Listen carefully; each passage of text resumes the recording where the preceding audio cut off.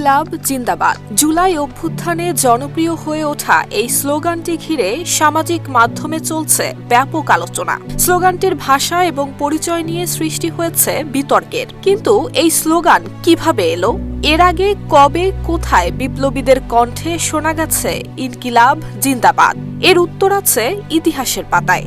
British শাসনের বিরুদ্ধে যখন উত্তাল ভারতবর্ষ, চারিদিকে অসন্তোষ, ক্ষোভ আর বিদ্রোহের আগুন, এমন প্রেক্ষাপটে জন্ম নেয় এক অমর স্লোগান, ইনকিলাব জিন্দাবাদ।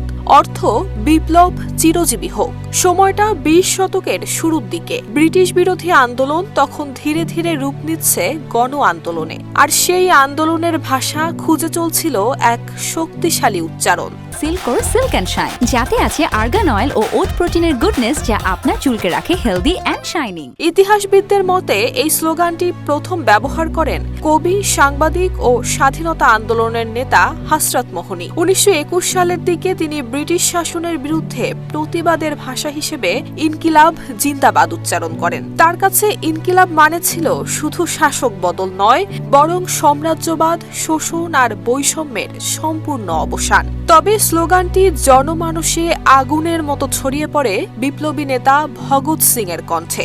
আদালত প্রাঙ্গণ থেকে ফাঁসির মঞ্চ, প্রতিবারই ইনকিলাব জিন্দাবাদ ধ্বনিতে কেঁপে উঠত ব্রিটিশ শাসন ব্যবস্থা। ভগৎ সিং এর হাত ধরে এই স্লোগান হয়ে ওঠে ভয়হীন প্রতিবাদের প্রতীক। এরপর 1942 সালে ভারত ছাড়ো আন্দোলন, 1946-এর নৌবিদ্রোহ, প্রতিটি গুরুত্বপূর্ণ গণ আন্দোলনই শোনা যায় এই স্লোগানটি।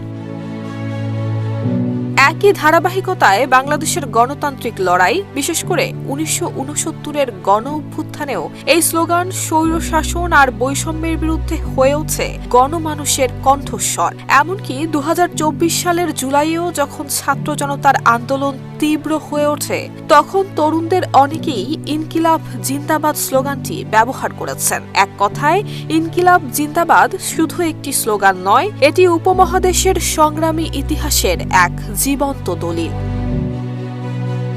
নুসরাত জাহান মেহেক, ঢাকা পোস্ট।